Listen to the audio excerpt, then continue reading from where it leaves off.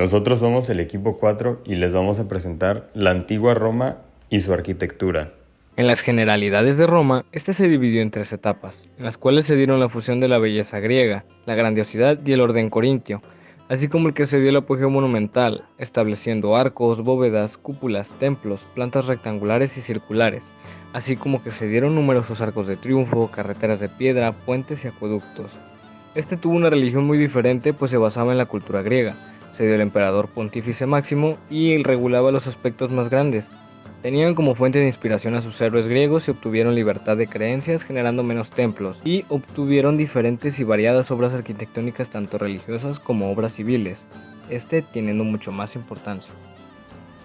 Los materiales utilizados por los romanos principalmente eran piedras sin mezcla, las cuales recubrían con mármol, además del concretum, el cual era el concreto que ellos fabricaban y lo creaban con piedra volcánica porosa mezclada con cal. Sin embargo, también se utilizó la madera y los ladrillos. Una de las técnicas constructivas utilizadas era la bóveda, las cuales eran usadas por los romanos y permitían cubrir grandes espacios. Se construían mediante armazón previo de madera llamado cimbra. Los tipos de bóveda utilizados por los antiguos romanos fueron la bóveda vaida, bóveda de cañón, bóveda de horno, bóveda de arista y bóveda esquifada. Además se utilizó la cúpula. Estas se usaban en baños, villas, palacios y tumbas. Eran habitualmente de forma hemisférica y estaban parcial o totalmente ocultas en el exterior. También utilizaron los arcos, los cuales son de forma semicircular y eran construidos a partir de un número impar de dovelas para que haya una central. Se usó en acueductos, palacios y anfiteatros. Y por último el adintelado, el cual es una estructura horizontal cuya función es transmitir el peso de la zona cubierta a las columnas que se encargan de recogerlo y llevarlo directamente hasta el suelo.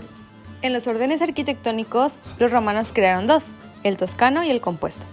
El toscano es la adaptación del dórico, que anteriormente fue creado por los griegos. Su característica principal es la simplicidad, pues tanto en su capitel, fuste, basa y entablamento no tiene ninguna decoración. En el orden compuesto es una combinación del jónico y el corintio, y en cambio sus elementos sí tienen más ornamentación. Como por ejemplo, su capitel tiene hojas de acanto y volutas, su fuste tiene estrías y el entablamento está altamente decorado. Géneros arquitectónicos. Como primer género tenemos el templo, el cual se caracteriza por su derivación del etrusco, sumado a esto influencias griegas, con una escalinata como único acceso. Estos mismos eran construidos sobre un basamento. En cuanto a las tumbas, existían de muchos tipos, entre ellos el columbario, donde se colocaban las cenizas en una o varias cámaras, y el sepulcro, que como puede apreciarse en la imagen, tenía forma de torre coronada por un montículo. Los romanos practicaban la incineración. Las basílicas eran grandes naves divididas en 3 espacios, la principal y 2 laterales.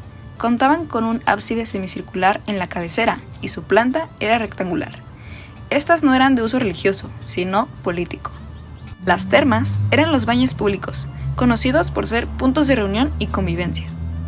Con respecto a los teatros, estos se derivaron del griego. Asimismo, contaban con graderías. Estas podían ser grandes, medias o bajas, y una orquesta para el coro. En los anfiteatros se llevaban a cabo las luchas de fieras y gladiadores. Contaban con construcciones subterráneas, las cuales tenían jaulas y gimnasios. Estos se encontraban debajo de la arena. Los circos romanos eran recintos con forma rectangular y muy alargados, con una zona semicircular en el lado corto. Su construcción se basaba en diferentes piedras junto a madera y el hormigón. Desde el exterior se podían apreciar algunos arcos. Los foros romanos, en este se realizaban actividades religiosas, políticas y judiciales de la ciudad. Además, en torno a esta plaza se construían monumentos públicos. Las vías fueron construcciones prácticas los cuales comunicaban a todo el Imperio Romano. Dependían de su pavimentación, pues eran puentes importantes que podían ser de un ojo o hasta de 5 dependiendo del ancho del río. Los acueductos son una serie de arquerías superpuestas que funcionaron para abastecer de agua a toda Roma. Los monumentos conmemorativos, tanto arcos como columnas, fueron hechos para conmemorar las victorias de guerra y a sus generales. Las viviendas constaban de una habitación central de entrada, con un hueco en la cubierta conocido como compluvio, por el que pasaba agua de lluvia. Tenía habitaciones laterales y al fondo la recepción. Este destaca el patio con columnas conocido como peristilo. Y bueno, como finalización del video, muchas gracias por su atención.